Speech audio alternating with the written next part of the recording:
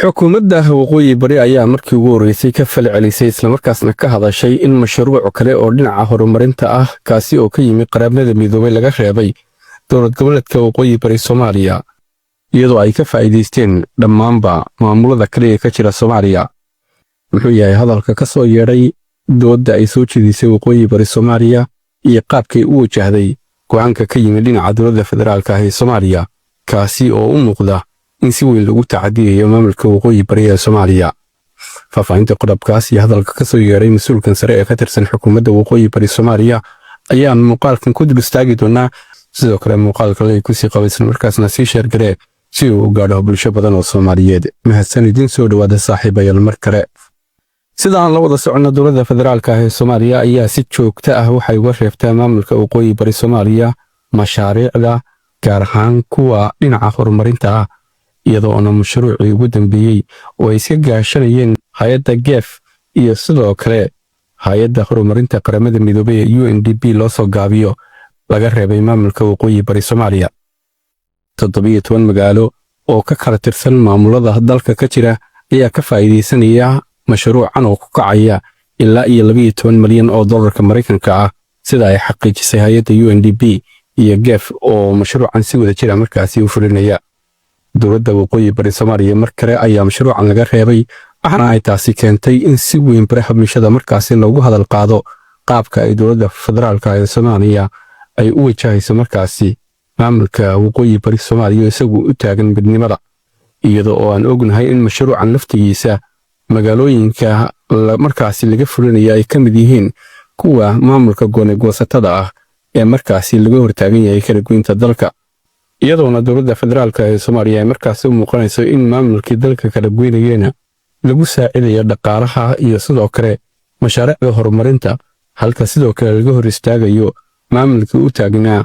midnimada dalka u dagaalamay isla markaasna dhiigga u qabay oo ah waqooyi bari Soomaaliya. mashaariicdii hore ee dowladda federaalka ah ee Soomaaliya ay ka reebtay waqooyi bari Soomaaliya ayaa waxaa inta badan marmarsiinyo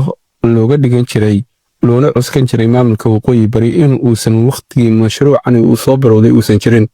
laakiinse mashruucan ayaa waxa uu bilaabanayaa 2026 isagoo ku eeg 2030 taasi oo ku tusinaysa in waqooyi bari Soomaaliya si toos ah indhaha looga qabsaday.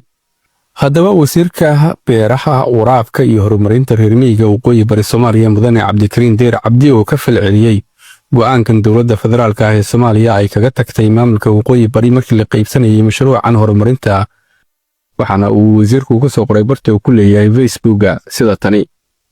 ninna korkiisa biyo kama hakrado ayuu ku bilaabay qoraalkiisa wasiir Cabdikariin Deyr Cabdi isagoona intaasi ku daray golaha xukuumadda ee hogaamiye madaxweyne Cabdiqaadir Axmed Cali dadaal shaqo midkii ugu badnaa iyo dhabar adeeg ayay dowladda waqooyi bari ugu shaqeeyaan daacadnimo deganaan mas'uuliyadeed iyo dulqaad ayaa halbeeg iyo astaan noo ah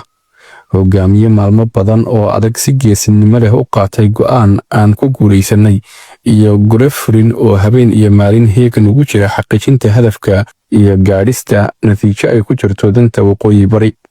ammaano culus ayaanu qaadnay oo ma dhayalsanayno in aanu gudanno waa waajibna saaran Allah ayaanu la kaashanaynaa inuu garab nagu siiyo guusha. mabaadi' sugan qadiyad qaran iyo heshiis bulsho ayaa ugu weyn hantida aan u ilaalinno uguna adeegno shacabkeenna goobta ah ee waqooyi bari. marxaladuhu nama daciifiyaan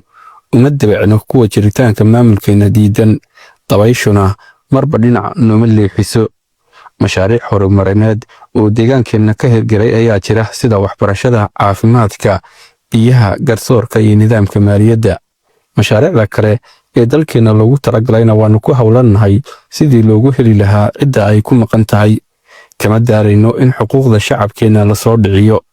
nidaamka waqooyi bari maalin walba dhibcaha dowladnimada iyo horumarka tallaabo ayuu hore u qaadayaa maasha Allah ayuu ku soo gabagabeeyay qoraalkiisa wasiirka beeraha waraabka iyo horumarinta reer miyiga xukuumadda waqooyi bari mudane Cabdikariin Deyr Cabdi oo ka falcelinayay mashruucii horumarinta ee laga reebay. waa tahay daawadayaal haddaba sidee ayaad u aragtaan in dowladda federaalka ee Soomaaliya ay mar kale ku dhiiratay in ay duudsiso xaqa reer waqooyi bari isla markaasna ay ka reebto mashruuc dhinaca horumarinta ah iyadoo oo dhanka kalena uu warkan aan idiin soo gudbiyey dowladda waqooyi bari kaga falcelisay iyadoo gebi ahaanba wixeeda aan u jeedin dowladda dhexe geesta kalena u qiildayday hanaankooda shaqo ee ku aadan raadinta xuquuqda dadka reer waqooyi bari ee ku maqan dowladda dhexe ee Soomaaliya.